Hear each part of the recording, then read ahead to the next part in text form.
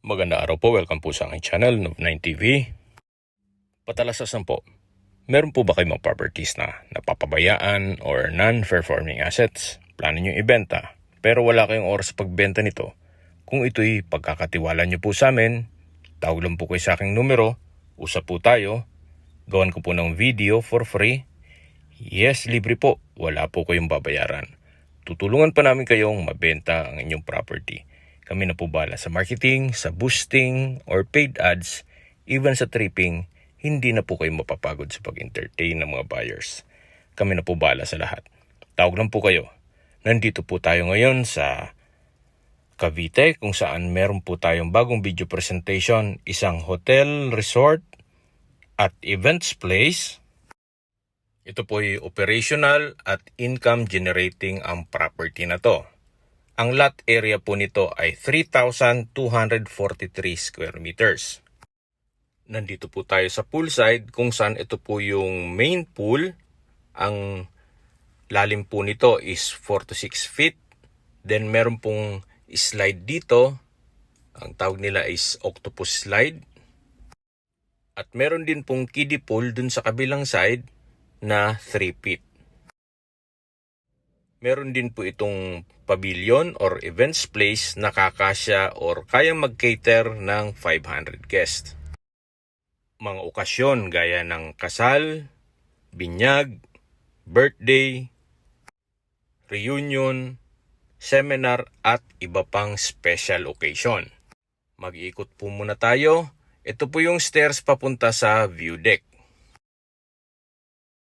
Dito po sa view deck, meron pong mga kubo. Mga 4 na kubo po ito, nakakasya mga 6 hanggang 8 tao kada kubo. So far, maayos naman po itong mga kubo. Wala po kayong ipapagawa dito. Yan po, may mga extra chairs pa. Dito naman sa dulo, meron pong umbrella table, then may mga ekstrang upuan. Mula po dito sa view deck, matatanaw nyo yung kabuuan ng swimming pool na napakaganda ng tanawin. Napakaaliwalas po. Check po natin ibang amenities nitong property. Nandito po ulit tayo sa poolside kung saan naka-brickstone ang flooring. Dito po sa poolside meron pong mga umbrella table. Tunghayan nyo po ulit itong kapaligiran bago tayo lumipat dun sa kabilang building.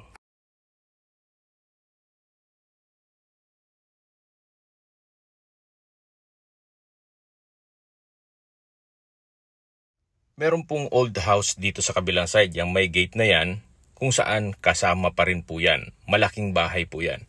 Then dito po maraming ding mga umbrella table.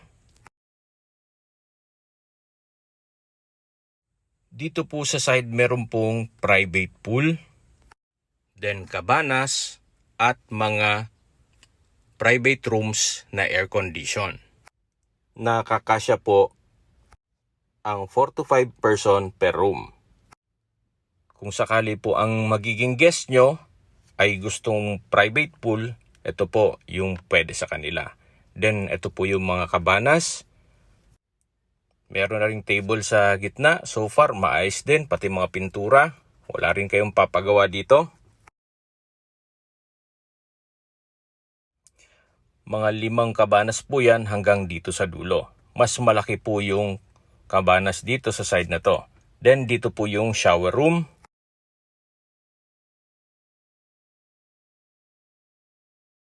Meron pong sink dito. Then dito sa side ay yung stock room. At yung filtration, dito na rin.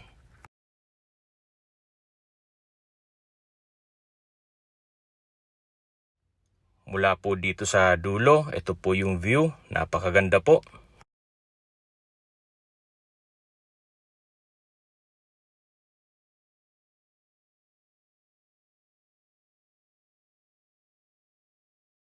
Meron pa po walang kabana dito sa dulo. Pang-6 po ito. Then ito po yung mga tinutukoy ko sa inyo na private rooms or hotel room na can accommodate 4 to 5 person. mag-add na lang sila ng extra bed. Naka-tile flooring, maayos naman ang pintura ng walls. Meron na ring TV, wall-mounted wooden rack, then vanity mirror, then ito po yung toilet and bath. May shower enclosure, maayos naman ang toilet fixtures, at naka-tile bathroom wall na rin po siya. Meron din po itong shower. Lahat pong rooms ay identical, halos parehas lang ito, kaya ito na lang ang papakita ko sa inyo. Halos pare-parehas lang naman po yan. Mula po dito sa air-conditioned rooms, may access po dito papunta dito sa isang structure na another view deck, at meron din pong mga tables and chairs dito sa baba. Kaya halos lahat ng space is usable. Marami pong guest na makikater dito, gaya dito sa kabilang side. Ito na po yung stairs papunta dito sa view deck. So iba po ito nung isang view deck sa harapan. Malaki naman ang spasyo. Okay pa yung ceiling. Naka-pebbles flooring. At mula dito matatanaw nyo naman yung kabilang pool. At habang pinagmamasdan nyo po itong buong property or resort, pag-usapan na natin ang negative and positive side nitong property.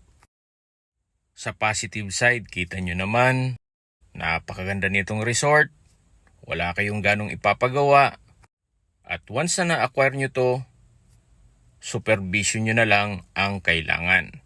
So yung return of investment dito ay mapapabilis.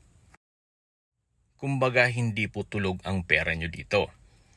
Sa negative side naman, wala po ako mapipintas dito. Well, depende na lang sa inyo. Kung masyadong maselan kayo, pwede nyong i-retouch ang mga pintura. Nandito po tayo sa kabilang building kung saan itong lower ground is open space, then ito po yung stairs papunta sa second floor. Meron pong small room dito para sa office. Then meron pong another area dito, pwedeng gawing activity area.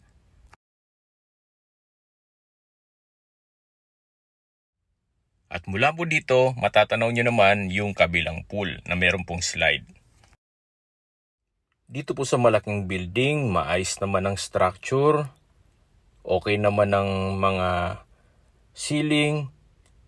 Yung pintura naman po, so far okay pa naman. Then meron po itong mga rooms. Ito po, malaki naman ang spasyo, naka-ceiling cove design. Okay pa pintura ng walls. Okay pa flooring. May mga windows. May emergency lamp. At meron pong sariling toilet and bath. Maayos naman ang toilet fixtures. May vanity mirror, bathroom sink. At meron din po itong hot and cold shower at bathroom window. Sa mga nag-skip po ng video, summarize ko lang po, ang lot area nitong hotel, resort, and events place is 3,243 square meters. Ito po'y operational, kaya income generating po itong property na to. At tungkol naman po sa income nitong property, siguro po upon tripping, makakausap nyo naman si owner. Okay, sa location na po tayo. Itong property mula sa PTEX or sa Parañaque Integrated Terminal, ang distance is 16.2 kilometers, then ang travel time is 30 minutes via Cavitex. Opo, napakalapit lang po nito sa Metro Manila. Nandito na po tayo sa pavilion or events place na kayang mag-cater ng 500 guests. At gaya ng nasabi ko kanina, na pwedeng iganap dito lahat ng special occasion. Gaya ng binyag, kasal, birthday, reunion, at seminar, gawa ng meron din po itong mga kwarto dito. Ayan po, kita nyo naman yung bubong, maayos na maayos pa. Pati po ang flooring. So basically, itong structure, wala kayong papagawa dito. Hanggang dito po ang property line. At naka-bakod na rin po ang paikot nitong property. Naka-landscape na rin po dito. Meron pong structure dito para sa restroom ng babae at lalaki.